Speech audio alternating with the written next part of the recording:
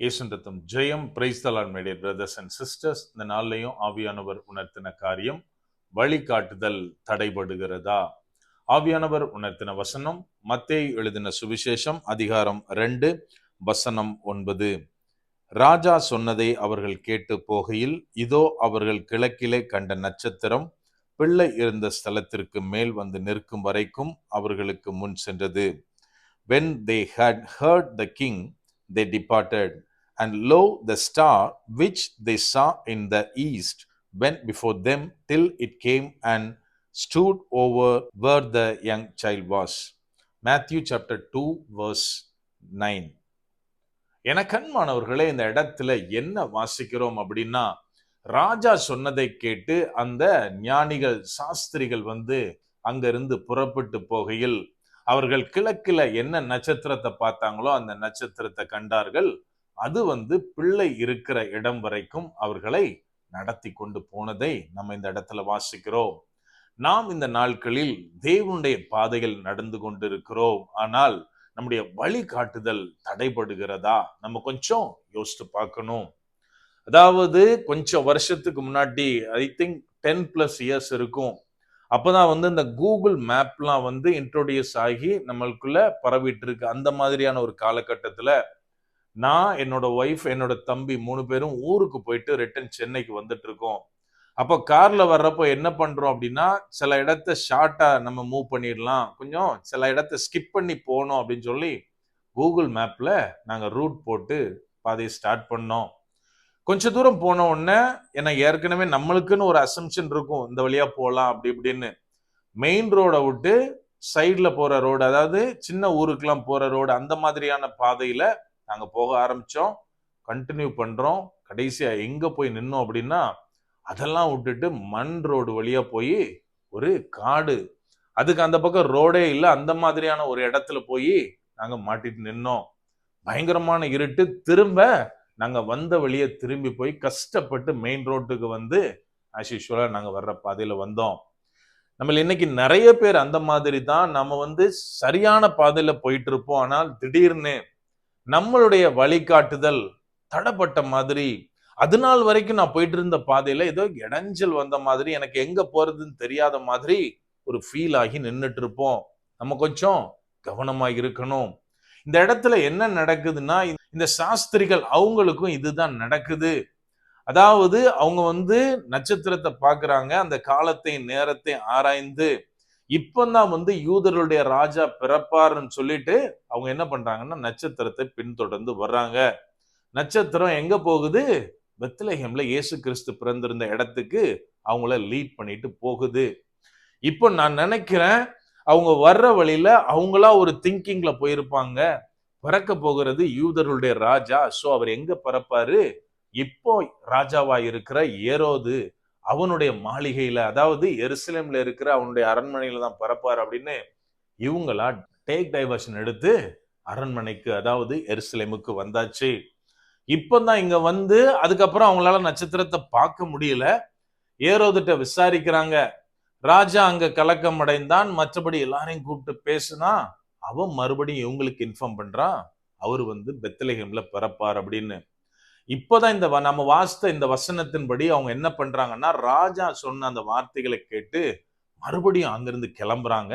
அப்போ அந்த நட்சத்திரத்தை பார்த்தார்கள், அது அவங்களை வழி நடத்தினது. எனக்கு அன்பானவர்களை, நம்ம நல்லா ஒண்ணு புரிஞ்சுக்கணும்.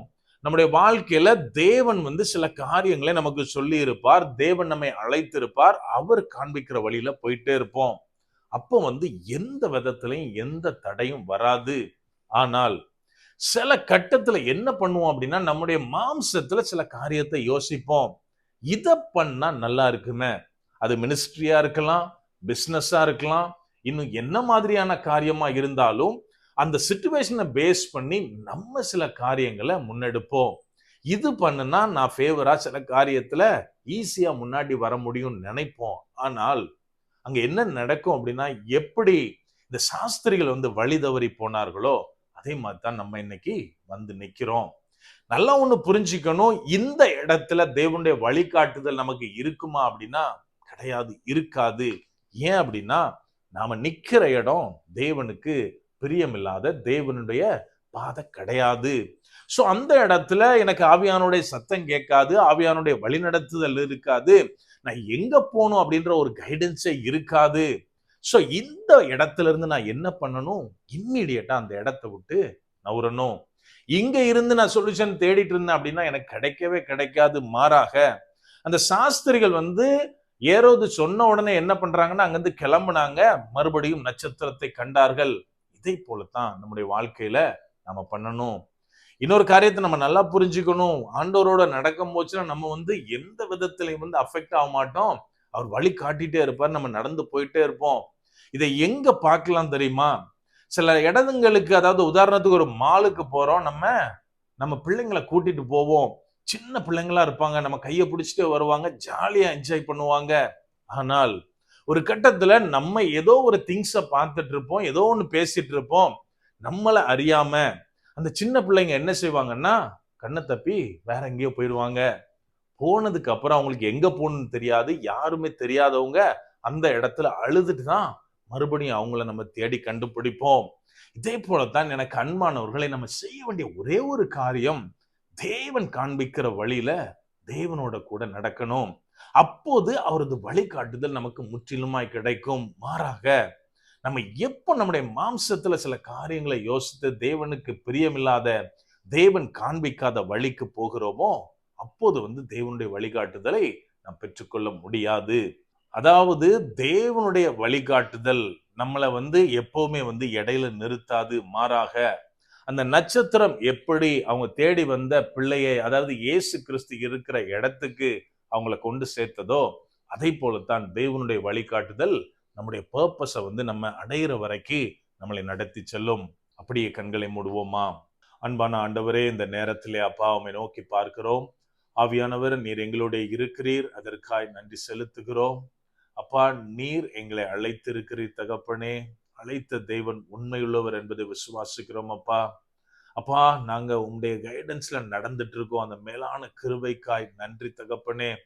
அப்பா, எங்கள சிலர் இன்னைக்கு வழி நடத்துதல காணாம இன்னைக்கு இருக்கிறத, அப்பா, அதை உணர்ந்து கொள்ள முடியாதபடிக்கு எங்களுடைய சூழ்நிலைகள்ல நாங்க திசை மாறி போயிருக்கிறத ஆவியானவரே நீர் அறிந்திருக்கிறீர் அப்பா. அப்பா, நாங்க ஒவ்வொருத்தரும் மறுபடியுமா எங்களை புதுப்பித்துக் கொள்ள, உமது பாதையில மறுபடியும் நடக்க ஆவியானவரே நீங்க உதவி செய்யுங்க. முற்றிலுமா எங்களை தாழ்த்தி ஒப்பு கொடுக்கிறோம். பலப்படுத்தி ஆசீர்வதிங்க. மீட்பர் இயேசுவின் மூலம் ஜெபிக்கிறோம். ஜெபம் கேளும் எங்கள் நல்ல பிதாவே. ஆமென். God bless.